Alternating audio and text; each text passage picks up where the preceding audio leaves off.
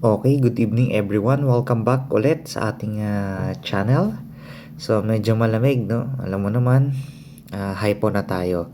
Okay, so, pag-usapan naman natin ngayon yung part 2, no? Yung naranasan ko after ng radioactive iodine. Tara, kwentuhan tayo. Okay, paglilinaw, no? Hindi po ako isang doktor, no? O espesyalista. Kagaya nyo rin po ako na may problem sa thyroid. Okay, start tayo. Ngayon, so, na ano na nga ni Doc, no? Nasabi niya na hypothyroid ka na.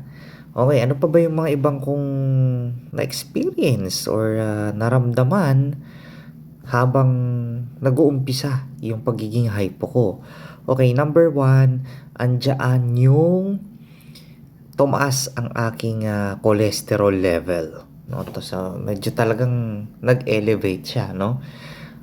Sabi naman sa akin ni Endo, normal yun. Pero syempre, kailangan nating bantayan at kailangan nating i-adjust ang iyong lifestyle.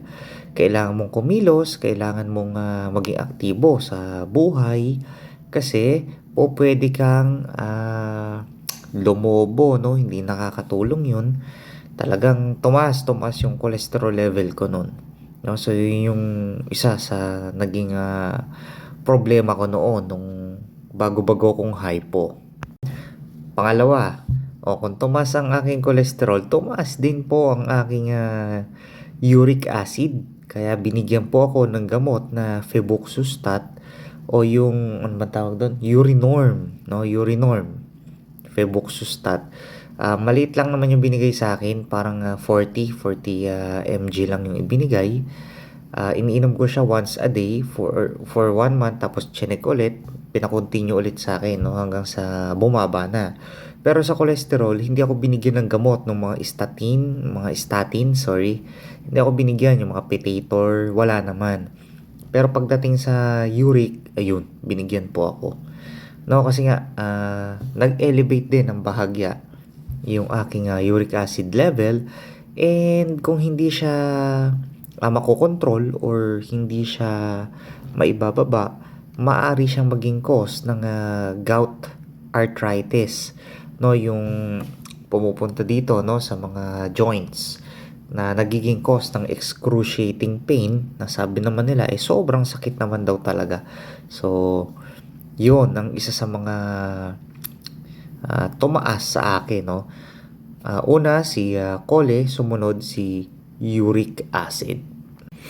Sumunod naman na nag-elevate sa akin, no, yung blood sugar. Hindi naman lumampas sa normal. Kung ang normal, let's say ang fasting blood sugar, no, halimbawa lang let's say 60 hanggang 105, na-reach ko yung 105. So ganun. Hindi naman kasi ako umabot before ng ganun. Usually mga 80, mga ganun lang, 90. Pero that time, na-reach ko yun. No? So, umabot ako ng ganyan, 105 sakto. No? Pinabantayan sa akin ni Doc, sabi niya sa akin, ingatan mong tumaas yan. No? So, syempre, nag-a-adjust pa yung katawan natin kasi nga, bagong hypo pa lang tayo ng mga oras na yon. Pang-apat na nag-elevate sa akin yung aking blood pressure. Okay? So, dati, nagba-blood pressure lang ako ng reading. Ang reading ko lang nun, mga around 110, 120. 110/80, 110/70, 120/70, mga ganyan lang eh. Pero after kong mag-rye at habang nagde-develop ang aking hypothyroid, nagre-reading po ako ng 130/80, 85, 135/85, nag-elevate yun. So, binigyan ba ako ng gamot? Of course, hindi. Kailangan lang, ano yun, yung lifestyle, no? Yung baguhin ko yun. Kasi nga, ang nagiging kalaban natin dito after mong rye at nagde-develop ka na ng hypo, yung tinatamad ka na. Gano'n, no?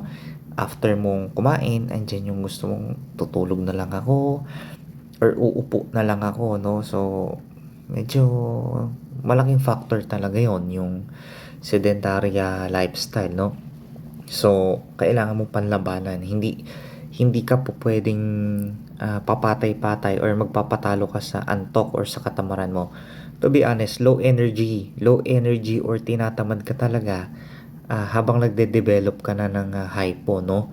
Lalo na kung after ka ng RAI or yung iba, sabi naman nila, ganun din yung pakiramdam nila after thyroidectomy o yung tinanggal talaga yung buong thyroid nila.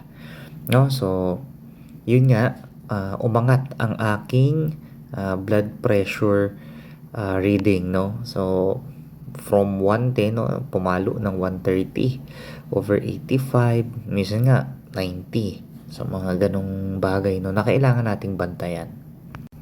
Sunod, ito yung pinakang madalas mapansin pero pinanghuli ko. Nagigain ako ng weight. Nakikita siya sa mukha, di ba? Medyo matambok yung sa tiyan, no? Talagang andyan yung dati 30 ano ko, no? Let's say 32, 34 ang bewang. Hanggang 36. Nagsisikipan yung mga damit mo, no? Yun yung isa sa mga naging problem ko noon kasi sa uniform ko, kailangan ko siyang ipa-adjust. May uniform kasi kami sa college, sa school, no? So, binigyan ako. Oh, so, dati ganito sukat ko. Ngayon, baka po pwedeng ganito na. Kasi nga, medyo masikip sa akin, no? So, ganun. Nag-gain ka na ng weight. Ayan na. Yung pantalon mo, yung polo barong mo, medyo sumikip na.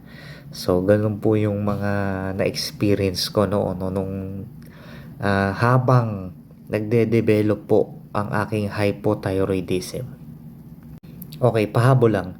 Alam ko, maraming nagtatanong, no? Kasi sa loob ng isang taon, from 2023, January kasi ako nag-RAI, well, napaka-challenging talaga ng isang taon, no? Andiyan yung adjustment, medication, sa lifestyle. The following year, yung 2024, nandito na ako noon sa Australia. Ganun pa rin. Andiyan pa rin, nag-a-adjust pa rin yung katawan mo sa medication. Andyan pa rin yung nakakaramdam ka ng konting lungkot. May mga ganun pagkakataon. Well, adjustment talaga. Nasa sa atin yun kung paano natin panlalabanan. Okay, hindi siya yung isang click. Ito yung RAI. Inumin mo, hypo ka, okay ka na. Hindi. Talagang kailangan nating dumaan sa series of check-up, mga ganyan, no? Hindi siya makukuha.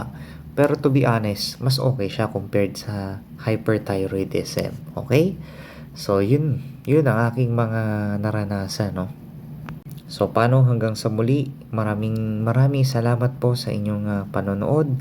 Sana ay nakapagpaabot ako kahit konting kaalaman, no? Sa ating mga ka-thyroid. So, maraming salamat. God bless everyone. Good night.